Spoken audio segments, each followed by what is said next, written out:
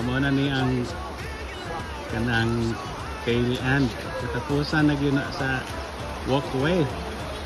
1.1 mile from dito sa Temple of Saniwava. Kaya natakaroon sa Ganaros.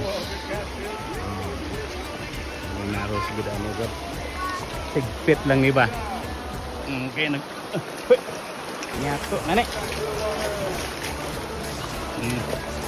Sig apit ko may slide.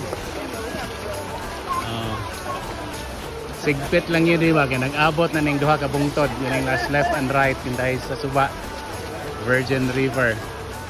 Kani sa right side nyo, kana sa left side nag-abot na mo nang giingan nila ni Ganaros.